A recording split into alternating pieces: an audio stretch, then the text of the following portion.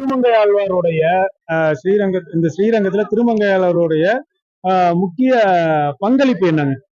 இது கோயிலாக இருந்ததை கோட்டையாக நீண்ட நெடிய மதில்கள் கட்டப்பட்டது. 1000 மண்டபம் கட்டப்பட்டது. நான் திருவரங்கத்துல மேல்நிலைப் பள்ளியில் 1989-90 படிக்கின்ற போது முத்தரசன் குரோடு மன்னர் திருமங்கை ஆழ்வார் அமைத்த முத்தரசன் குரோடு என்று பெயர் பலகை இருக்கும். அதற்கு கீழே தான் நான் உட்கார்ந்து படித்துக் கொண்டிருப்பேன். அது பின்னாடி கும்பாபிஷேகம் நடக்கின்ற போது அந்த பெயர் பலகை இந்த கோயில் நிர்வாகம் எடுத்து விட்டது. திரும்பி வைக்க சொல்லி நான் மனு கொடுத்திருக்கின்றேன். அதற்காக திருவரங்க சட்டமன்ற உறுப்பினர் பழனியாண்டி அவர்களும் பரிந்துரை கடிதம் கொடுத்திருக்கிறார்கள். ஆனால் கோயில் நிர்வாகம் இன்று அந்த பெயர் பலகை வைக்கவில்லை. அது மட்டுமல்ல, நந்தவனம் வைத்திருக்கின்றார். இங்கே வடக்கு வாசலில் மன்னர் திருமங்கையாளர் படித்துறை என்று ஒன்று இருக்கிறது. இங்கே வடக்கு சத்திரத்தில தசாவர சன்னதி என்று ஒன்று அமைத்திருக்கின்றார். அந்த தசாவர சன்னதியில் தான் மன்னர் திருமங்கையாருடைய அச்சா திருமேனி இருக்கின்றது. அவருடைய கார்த்திகை மாதம் கார்த்திகை பிறந்த தினத்திலே மிகப்பெரிய ஊர்வலம் நடக்கும். அன்றைக்கு மன்னர் ரெங்கநாதர் அருளாய் அருளாய் என்று பாடுவார். திருமங்கை ஆழ்வார் ரங்கநாதரை என்ன அருள வேண்டும் என்று கேட்பார். இன்றைக்கு இந்த கார்த்திகை நேசனுடைய பிறந்த நாள்ல எனக்கு பிறந்த நாள் நீங்க பரிசு கொடுக்கிறதா இருந்தா நம்முடைய நம்மாழ்வாருடைய திருவாய்மொழி விழாவாக பகல் 10 ராப்பத்தை விழா கொண்டாட வேண்டும் என்று சொல்வார். அதற்கு ரெங்கநாதர் தந்தை வரம் என்று சொல்லி இந்த பகல் 10 ராப்பத்தை விழா கொண்டாடுவதே மன்னர் திருமங்கை ஆழ்வார் வேண்டுகோளுக்காக கொண்டாடப்பட்டது. எப்போதெல்லாம் மன்னர் ரெங்கநாதர் வெளியே வருகின்றாரோ அடுத்து வர வேண்டியவர் மன்னர் திருமங்கை ஆழ்வார் தான். அவர் கூடவே இருப்பார். அதாவது சொர்க்கவாசல் திறப்பு அன்னைக்கு திருமங்கை ஆழ்வார் அவர்களுடைய முக்கிய பணி என்ன?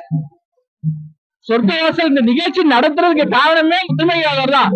அவர் கேட்டதுக்காகத்தான் நம்மாழ்வார் இந்த விழா ஒத்துக்கிட்டாரு. திருமால் ஒத்துக்கிட்டு அனுக்கிரகம் பண்ணாரு. பகல் 10 ராப்பத்து இந்த விழா கொண்டாடுவது மன்னர் திருமங்கை ஆழ்வாருடைய வேண்டுகோள் தான். அதுக்கப்புறம் சொர்க்கவாசல் திறப்பு விழா எல்லாமே இங்க முழுக்க இந்த கோயிலை கட்டுவதும் இங்க எல்லாத்துக்கும் மக்களுக்கு பாதுகாவலா இருந்து கோயிலுக்கு பாதுகாவலா காவல்காரனா இருந்தது மிராசு காவல்கார வம்சம் மன்னர் திருமங்கை ஆழ்வார். கோயில் அனைத்திற்குமே அவர்தான். இதுக்கு கோயிலுக்கு முழு உரிமை கொண்டாட வேண்டும் என்றால் மன்னர் திருமங்கை ஆழ்வார் கொண்டாட வேண்டும். மன்னர் திருமங்கை ஆழ்வார் வம்சாவில் இருந்த முத்திரையர்கள் முழுமையாக இந்த கோயிலை உரிமையை நிலைநாட்டுவதற்கு கடமையோடு வேண்டும். சும்மா இன்னைக்கு இந்த மாலை மரியாதை கிடைக்கல.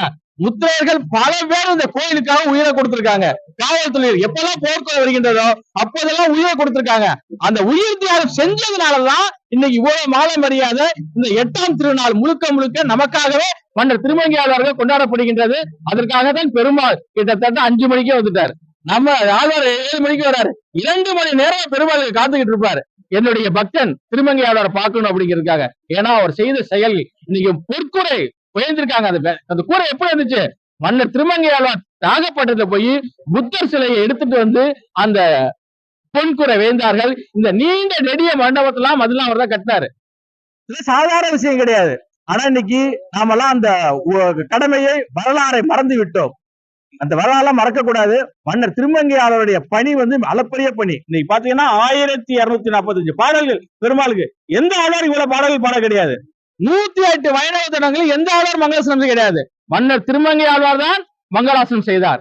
ஏனென்றால் மன்னர் திருமங்கை ஆழ்வாரும் மன்னர் ரெங்கநாதரும் இருவருமே ஒருவர் தான். இரண்டுமே அவதார புருஷர்கள். பெருமாளுடைய அவதார புருஷர்கள். ஓம் நமோ நாராயண என்ற மந்திரத்திலே கற்றுண்டவர்கள்.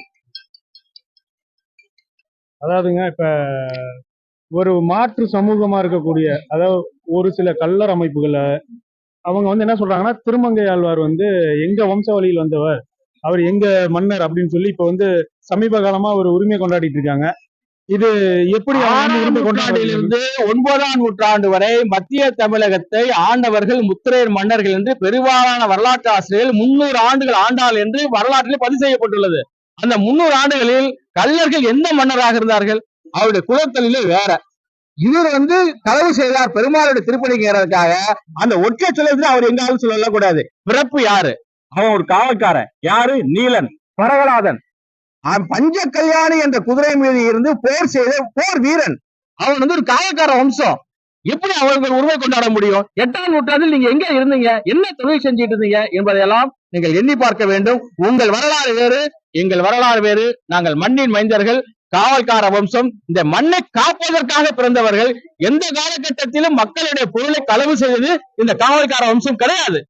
இல்ல, தொடர்ந்து அவங்க பாத்தீங்கன்னா இல்ல திருமங்கை ஆழ்வார் கள்ளர் குலம் தான் என்று சொல்லிக்கிட்டே இருக்காங்க. இது ஏற்படுத்துகின்ற பணி.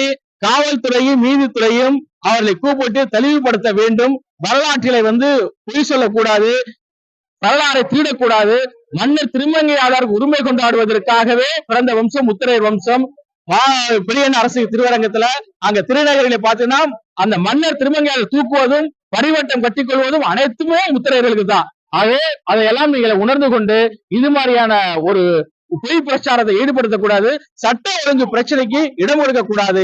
உடனடியாக காவல்துறையும் தமிழக அரசும் அதுல தலையிட்டு மன்னர் திருமங்கை ஆழ்வார் ஒரு முத்திரையர் குலத்தில் அவதரித்தவர், அவரை உரிமை கொண்டாடுவதற்கு ஒரே இனம் உரிமை படைத்தவர்கள் முத்திரையர்கள். அந்த கடமை உணர்வோடுதான் இங்க பெருந்திரளான முத்திரையர்கள் அந்த சட்டத்திற்கு கட்டுப்பட்டு, ஏன்னா சட்ட ஒழுங்கை முதலாக தமிழகத்துல உருவாக்கியதே முத்திரையர்கள் தான். காவல்காரர் நாங்க என்னைக்குமே சட்டத்தை மீற மாட்டோம்.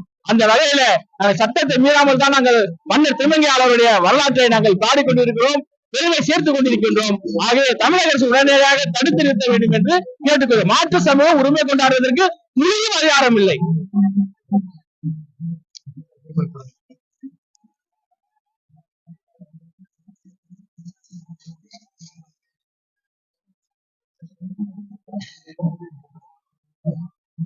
வேற என்ன கேள்வி இருக்கு?